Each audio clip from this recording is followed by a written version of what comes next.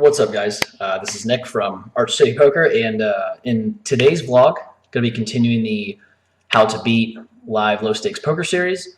Today's topic is going to be keeping it simple, and obviously I'll get into what I mean by that. But I think that this is going to be a very important vlog, and I think that it's going to be possibly part one of maybe a 2 or 3 part series where I would like to use some hand examples from my own personal hand history to show you guys how to basically exploit player pools themselves. Exploit, in a sense, like when a player from like a specific player pool makes a play on average, what would like the average player do in that spot?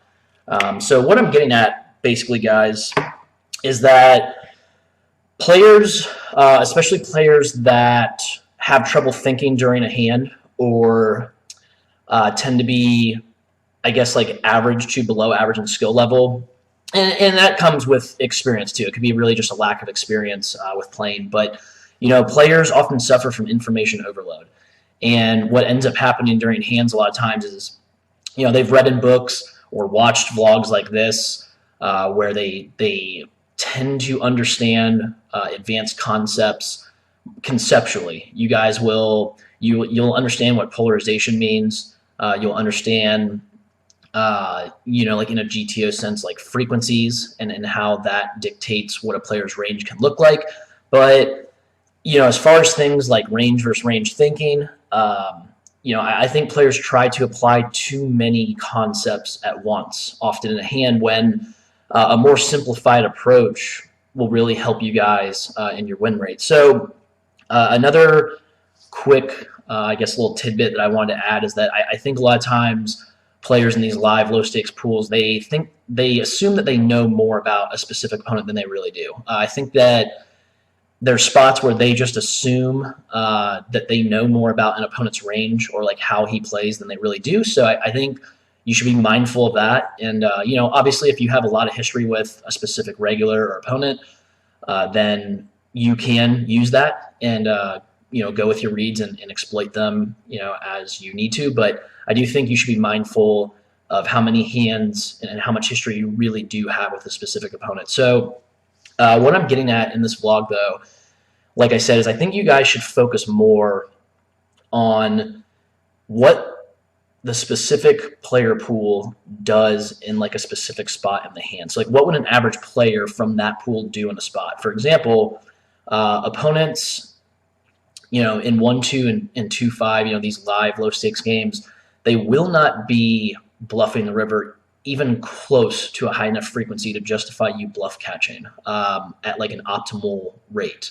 So if you guys find yourself in a spot where you're on the river and, you know, an opponent bets, or there's like a weird line to where like he takes some kind of aggressive action, and this is especially true after you've shown strength either throughout the hand or, you know, or at least at some point in the hand, I think that there's not a whole lot of incentive for them to try and bluff you, especially if your range is made up of combinations that are uncapped. Like if you can have top pair, top kicker plus, and I mean like lots of ways that you can have 2 pair, or like flushes are a big one. That's a very obvious hand that, or I guess it's a hand that's obvious to a lot of your live low stakes opponents because they can tell on that board texture. But, you know, I definitely think that in that type of spot where maybe you're unsure if you should be bluff catching or not, instead of worrying so much about range versus range, or if your opponent is polarized, or what his bet sizing means,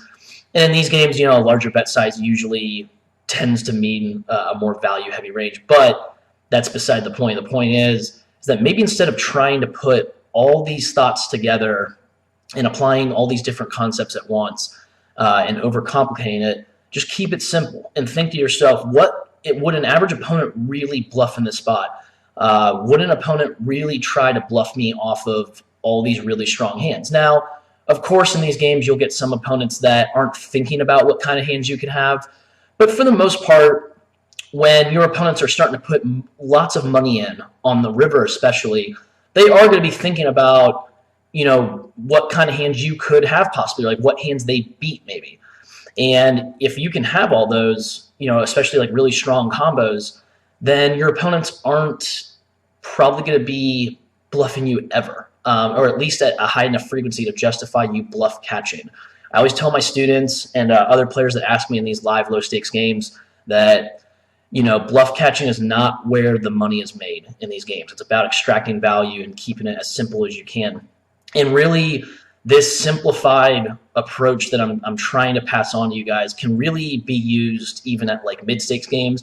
And even if you're playing against really tough opponents or you find yourself in a higher stakes game, hopefully you are thinking about stuff like range versus range. And you can, if you're playing those games, I assume that you're able to apply all these concepts that I'm talking about that a lot of players try to apply incorrectly when they don't understand fully what they mean, either conceptually or like in practice. So, but I think that, like I said, as far as these live low stakes games go, just if you get in a spot where you're indifferent or you're questioning what you should do, especially if you're like bluff catching, you just want to think to yourself, well, what would the average player do from the pool in this spot? Are they really going to try to bluff me in the spot? It's vice versa. If they take a really weird line and they are potentially super super empty with their range, and this, then I think that you can find ways to exploit them by getting them to overfold, and that would be like the flip side of what I'm saying basically. So would in that spot, for example, would my opponent really call me enough in the spot? Would they really defend enough?